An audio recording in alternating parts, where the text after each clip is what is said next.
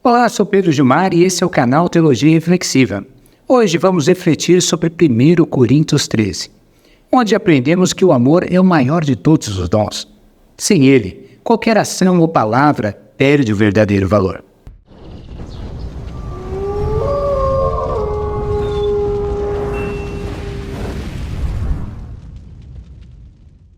Em 1 Coríntios 13:1, lemos: Ainda que eu falasse a língua dos homens e dos anjos, e não tivesse amor, seria como metal que soa, ou como sino que tine. Com base nesse versículo, seguimos com a análise gramatical. Ainda que essa expressão condicional introduz uma hipótese irreal, algo que não acontece de fato. Paulo utiliza o subjuntivo para criar uma situação fictícia. Ele não está dizendo que fala todas as línguas dos homens e dos anjos, mas usa uma situação extrema para construir seu argumento. É uma construção condicional de impossibilidade. Falasse. O verbo no subjuntivo, que indica uma condição, uma situação que não está se realizando. Aqui Paulo não está afirmando que fala todas as línguas dos homens e dos anjos, e nem sugere que tal habilidade realmente exista, ou seja possível. Ele utiliza o verbo no subjuntivo, justamente para destacar a irrealidade dessa hipótese. Língua dos homens e dos anjos. O que Paulo quer enfatizar aqui é a hipérbole. Ele menciona língua dos homens, todos os idiomas conhecidos, e dos anjos, que não é uma língua real, mas uma linguagem figurada, para criar um contraste com o amor. A ideia de falar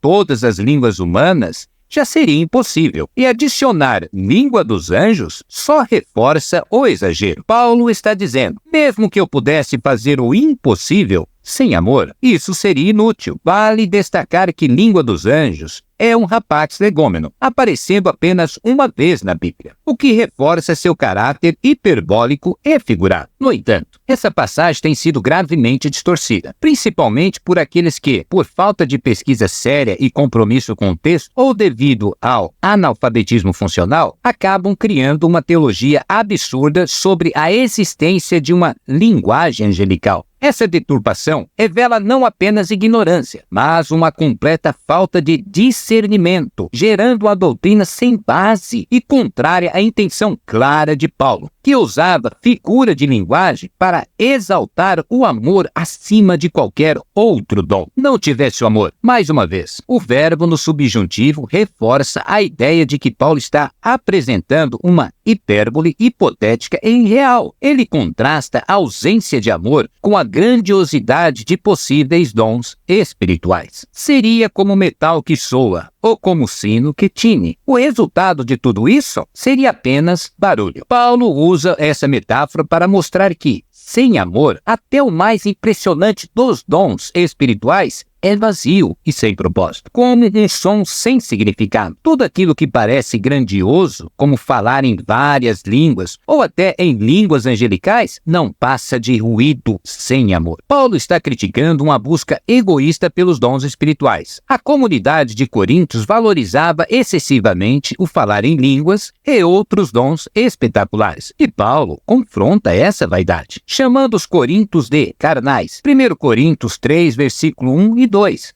Incapazes de receber alimento sólido, dizendo que não podia falar com eles como adulto, mas apenas como crianças em Cristo. Ele deu leite a eles, pois ainda não estavam prontos para receber o alimento mais substancial. Ele usa uma linguagem extremada, como a situação hipotética, descrita em 1 Coríntios 13:1. Paulo demonstra que o verdadeiro valor dos dons espirituais só existe quando eles são acompanhados pelo amor. Sem amor, até os dons mais elevados, como falar em línguas ou ter uma comunicação supostamente celestial, não tem valor algum. A ideia de língua dos anjos, em 1 Coríntios 13:1, não é uma afirmação que tal linguagem exista, é uma figura retórica para enfatizar que sem amor, qualquer habilidade extraordinária é inútil. Agora, você conhece algum grupo religioso que se parece com os coríntios hoje? Talvez um grupo que também se ache super espiritual, mas ainda precise de leite. Acho que sim. Bem, ainda que eu tivesse o dom de profecia. Aqui Paulo continua no subjuntivo, apresentando uma outra hipótese e real. Ele está criando um cenário onde alguém tem todos os dons espirituais possíveis, mas ainda assim sem amor. Isso não teria valor. O dom de profecia era muito respeitado, pois envolvia comunicar revelações de Deus. Mas Paulo diz que mesmo esse dom elevado é sem valor se não tiver amor. Conhecendo todos os mistérios e toda a ciência, Paulo apresenta uma outra possibilidade impossível. Conhecer todos os mistérios de Deus e toda a ciência, todo conhecimento, isso é uma hipérbole. Ninguém, exceto Deus, tem esse conhecimento pleno. Novamente, Paulo está exagerando para demonstrar a insuficiência dos dons sem amor. Tivesse toda a fé, de maneira tal que transportasse os montes.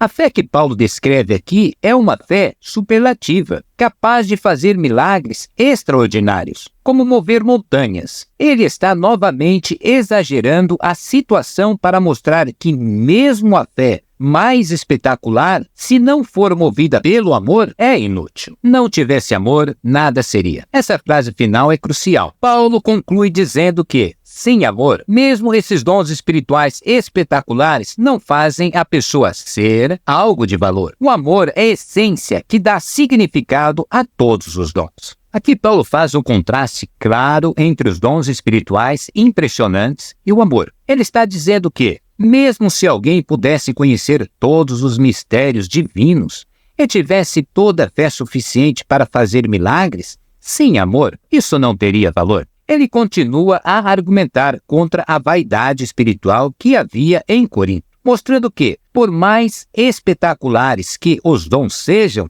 sem amor, não valem nada. O ponto aqui é que os dons espirituais são meios, mas o amor é o fim. O amor é o objetivo final de todas as manifestações espirituais. E ainda que distribuísse toda a minha fortuna para sustento dos pobres, e ainda que entregasse o meu corpo para ser queimado, e não tivesse amor, nada disso me aproveitaria. Ainda que distribuísse toda a minha fortuna, aqui Paulo introduz uma nova hipótese. Dessa vez falando de uma ação caridosa, sacrificial e extrema. Dar toda a fortuna aos pobres é um ato de maior generosidade imaginável. Mas Paulo enfatiza que, sem amor, nem isso tem valor. Entregasse o meu corpo para ser queimado. Outro exemplo extremo de sacrifício pessoal. O martírio é considerado o ato supremo de entrega, mas Paulo ressalta que até o maior dos sacrifícios é inútil sem amor. Não tivesse amor, nada disso me aproveitaria. Mais uma vez, Paulo conclui, mostrando que, sem amor, até os atos mais nobres ou dramáticos são inúteis. A motivação por trás das ações é o que realmente importa. Paulo está desmontando qualquer vaidade ou orgulho que poderia surgir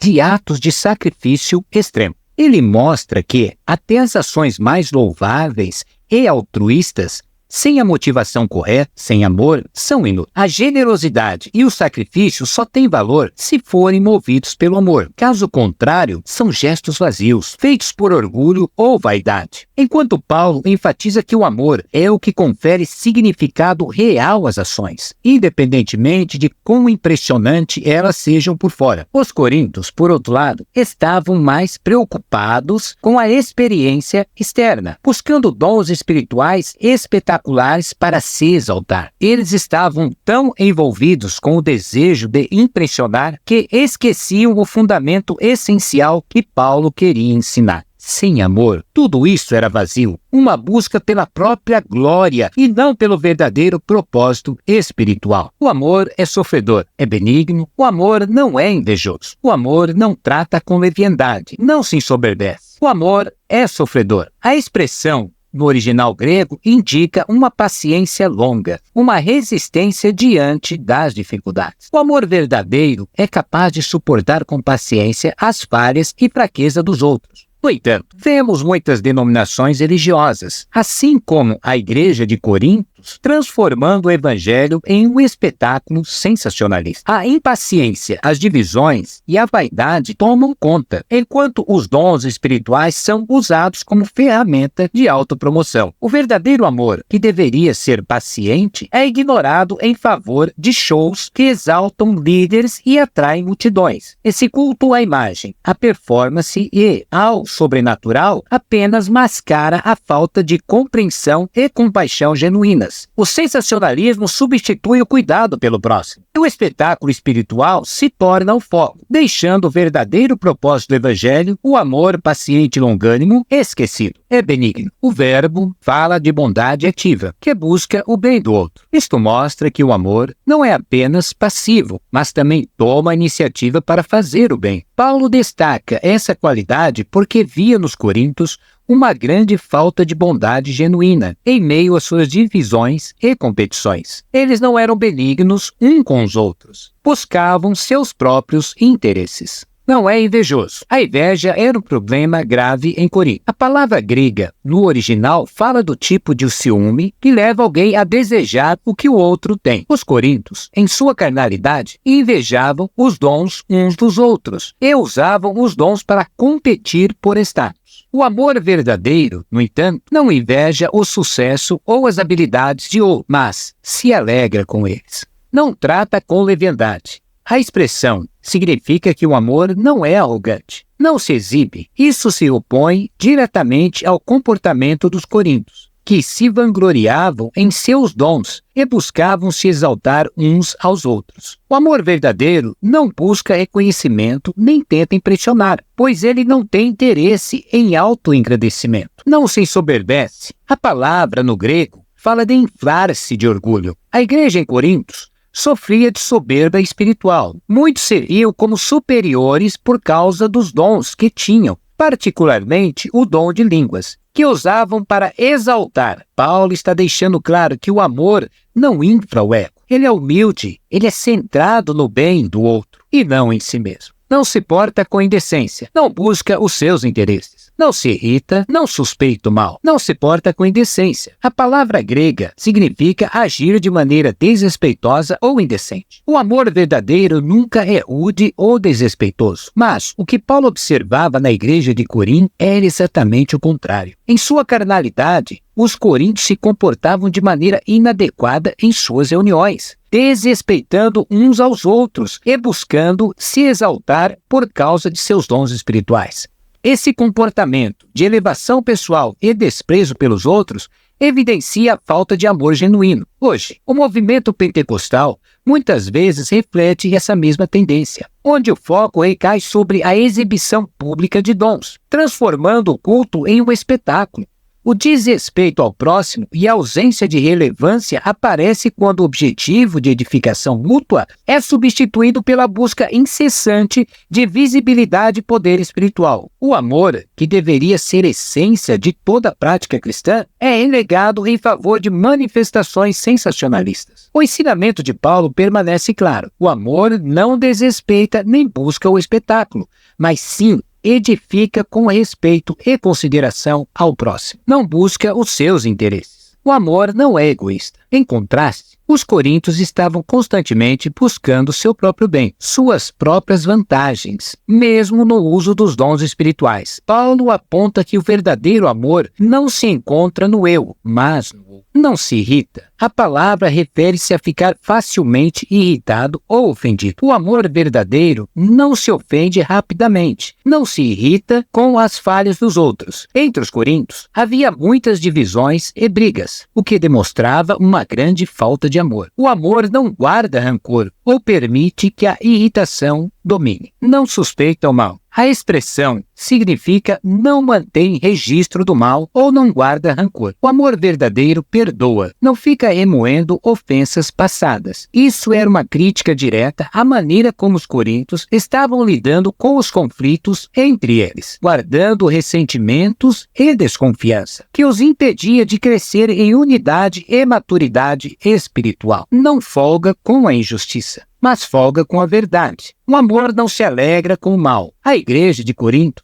em sua carnalidade, muitas vezes se alegrava com o fracasso dos outros, usando isso para se exaltar. O amor, no entanto, rejeita a injustiça e o mal. Ele não se satisfaz com o sofrimento ou a derrota do outro. Algo que Paulo claramente via nos coríntios, como a característica de seu comportamento pecaminoso. Folga com a verdade. O amor se regozija na verdade. Ele sempre busca o que é justo e verdadeiro, tanto no relacionamento com os outros, quanto diante de Deus. Isso contrasta com o comportamento dos coríntios, que estavam mais interessados em exaltar a si mesmos, do que promover a verdade e a justiça. Tudo sofre, tudo crê, tudo espera, tudo suporta, tudo sofre. A palavra grega pode ser traduzida como suporta. O amor é resiliente diante das dificuldades e falha dos outros. Paulo está mostrando que o verdadeiro amor não desiste facilmente, algo que os coríntios precisavam entender, pois suas divisões e brigas mostravam uma falta de paciência e tolerância entre eles. Tudo crê. Isso não significa crer cegamente em tudo, mas sim que o amor confia no melhor das pessoas e acredita que elas podem mudar e crescer. Os coríntios, em sua carnalidade, estavam desconfiados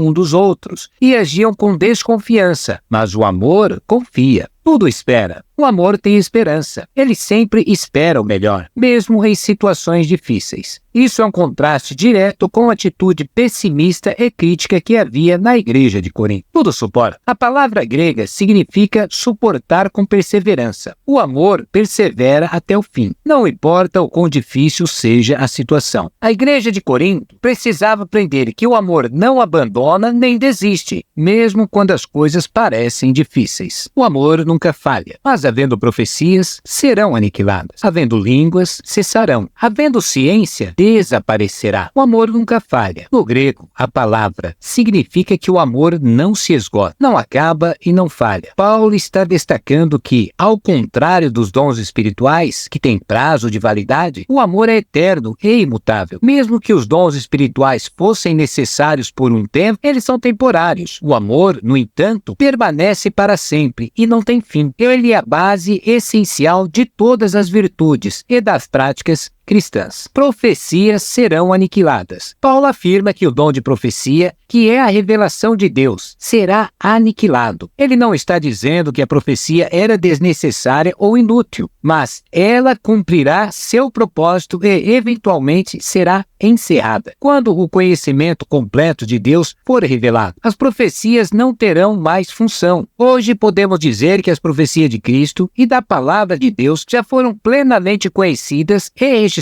na Bíblia, e não há mais necessidade de novas profecias. Tudo o que Deus quis revelar já foi revelado. Está acessível a todos por meio da Escritura. Assim, o propósito do dom de profecia foi cumprido e não há mais necessidade de novas revelações, pois a verdade já está completa. Línguas cessarão. O dom de línguas, dado no início da igreja em Atos, também cessaria. O propósito das línguas era, claro, capacitar os apóstolos e os discípulos a comunicar o evangelho em idiomas que não conheciam, para cumprir a missão de alcançar todas as nações com a mensagem de Cristo. O evento em Atos 2 mostra como os discípulos falaram em diversas línguas reais e humanas para comunicar a mensagem do Evangelho, demonstrando o poder de Deus. Mas, assim como Paulo ensina aqui, esses dons cessariam, pois, uma vez que a mensagem do Evangelho estivesse difundida e estabelecida, e com a Bíblia traduzida em quase todos os idiomas, não há necessidade desse dom. As línguas cumpriram seu propósito inicial, de expansão missionária,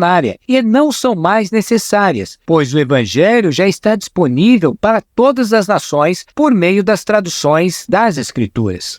Ciência desaparecerá. O conhecimento aqui se refere ao conhecimento parcial que possuímos sobre as coisas de Deus. Na eternidade, quando estivermos na presença de Deus, o conhecimento pleno será alcançado, e esse dom específico que era utilizado para edificar a igreja também deixará de ser necessário. Hoje, com a revelação completa da Bíblia, já temos tudo o que é necessário para conhecer a Deus e viver de acordo com a sua vontade. Portanto, o dom de conhecimento específico também também está em vias de desaparecer. Porque em parte conhecemos, e em parte profetizamos. Em parte conhecemos. Paulo reconhece que, nesta vida, nosso conhecimento espiritual é limitado. Não temos a visão completa do plano de Deus, pois apenas conhecemos em parte. O dom de conhecimento e a profecia revelam porções do plano divino, mas de maneira limitada. Isso era verdade na época de Paulo e continua sendo até certo ponto hoje. Embora tenhamos a revelação completa das Escrituras, não temos ainda a experiência plena do que Deus tem preparado para nós, que só será revelado na eternidade.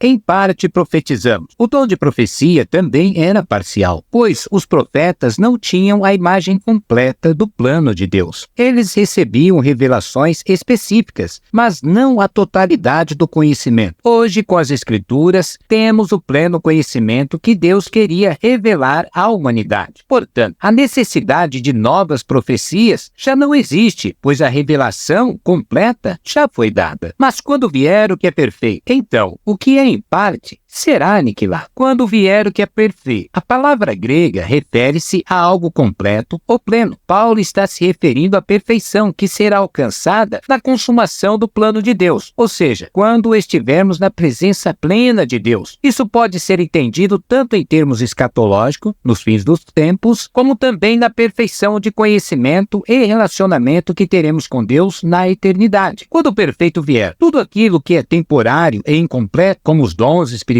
será aniquilado. Isso significa que os dons que são úteis para a edificação durante a jornada terrestre não terão mais utilidade quando o reino de Deus for plenamente estabelecido. O que em parte será aniquilado. A profecia, o conhecimento e os dons espirituais serão deixados para trás quando tivermos pleno acesso à verdade e à presença de Deus. Atualmente, esses dons têm uma função na edificação da igreja, mas eles são parciais e servem a um propósito temporário. Com a revelação completa e a expansão do Evangelho, muitos desses dons já não têm mais a mesma necessidade ou função que tinha no início da igreja. Quando eu era menino, falava como menino, sentia como menino, discorria como menino, mas logo que cheguei a ser homem, acabei com as coisas de menino. Quando eu era menino, Paulo faz uma analogia com a infância para ilustrar a imaturidade espiritual. Assim como uma criança tem uma compreensão limitada do mundo, nós, em nossa jornada espiritual, ainda não temos o conhecimento pleno das coisas de Deus. Falava como menino, sentia como menino, discorria como menino. Esses verbos descrevem o comportamento típico de uma criança. Suas palavras, sentimentos e pensamentos são imaturos. Paulo está usando essa imagem para destacar que, durante esse tempo na Terra, nossa compreensão é limitada e imatura em comparação com o conhecimento pleno que teremos na eternidade. Mas logo que cheguei a ser homem, acabei com as coisas de menino. Ao crescer, as atitudes infantis são deixadas para trás. Da mesma forma, quando o plano de Deus for completo e estivermos na presença dele, todas as práticas e dons que são necessários em nossa imaturidade espiritual serão deixados de lado. O propósito dos dons espirituais era necessário durante o crescimento da igreja, mas quando atingirmos a plenitude do conhecimento e da comunhão com Deus, esses dons não serão mais necessários. Hoje, em muitos aspectos, já superamos essa fase infantil, pois temos a palavra de Deus traduzida em todos os idiomas disponíveis e em todas as partes do mundo, porque agora vemos por espelho, em enigmas. Mas então veremos face a face. Agora conheço em parte, mas então conhecerei como também sou conhecido. Agora vemos por espelho, em enigma. Os espelhos antigos não refletiam uma imagem nítida, mas distorcida. Paulo usa essa metáfora para descrever como, atualmente, nossa compreensão espiritual é limitada e imperfeita. Embora tenhamos acesso à revelação de Deus nas Escrituras, ainda há um enigma que não podemos entender completamente.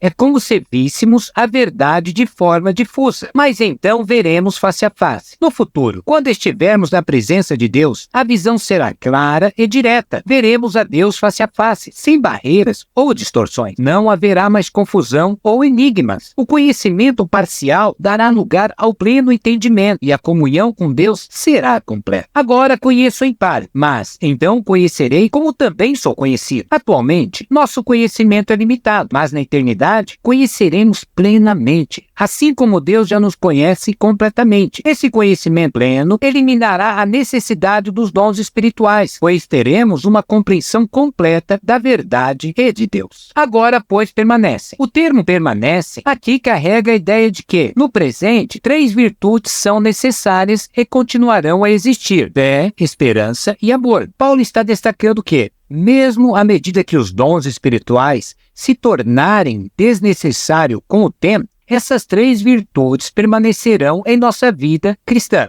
fé, esperança e amor. Estes são os 3 pilares centrais da vida cristã. A fé nos conecta com Deus e nos faz crer nas suas promessas. A esperança nos mantém firmes, aguardando o cumprimento final daquilo que Deus prometeu. E o amor é o elemento que move todas as coisas, tanto em nosso relacionamento com Deus quanto com os outros. Na eternidade, quando estivermos face a face com Deus, a fé, a esperança terão cumprido o seu propósito. Não haverá mais necessidade de fé, porque veremos a Deus diretamente. E não haverá mais necessidade de esperança, porque todas as promessas serão cumpridas. Contudo, o amor permanecerá para sempre, pois é a própria essência de Deus. 1 João 4:8. Mas o maior destes é o amor. Aqui Paulo encerra seu argumento apontando que, entre as 3 virtudes, o amor é o maior. O motivo disso é que, enquanto a fé e a esperança são fundamentais durante nossa vida terrena, elas têm um prazo. Quando estivermos na presença de Deus, a fé e a esperança se tornarão obsoletas. No entanto, o amor continuará a existir eternamente. O amor transcende os tempos e as circunstâncias, sendo a virtude que define o próprio caráter de Deus e o relacionamento dele conosco. O amor não apenas perdura, mas é a força unificadora de toda a criação e por isso que é exaltado acima de todas as coisas. Conclusão. A passagem de 1 Coríntios 13 nos mostra claramente que, embora os dons espirituais tinham sido importantes para a edificação da igreja primitiva, eles são temporários e têm uma função específica no plano de Deus. Profecia, línguas e conhecimentos parcial um dia deixarão de existir, pois tudo será revelado plenamente quando estivermos na presença de Deus. Hoje, com a Bíblia amplamente traduzida e disponível em praticamente todos os idiomas, e com as profecias e revelações completas de Cristo já registradas, a necessidade dos dons como línguas e novas profecias cessou. A mensagem de Deus está acessível para todos, e os dons que um dia serviram para espalhar o Evangelho já cumpriram seu propósito. No entanto, a fé, a esperança e o amor continuam a ser pilares da vida cristã, e o amor, em particular, é o maior de todos, pois nunca falha e permanece eternamente. O amor é o que dá valor às nossas ações e relacionamentos, e é o que define o caráter de Deus em nós. Obrigado por ficar até aqui. Se você gostou do conteúdo, não se esqueça de se inscrever no canal, deixar o seu joinha e compartilhar com seus amigos. Isso ajuda muito a levar essa reflexão a mais pessoas. Até a próxima.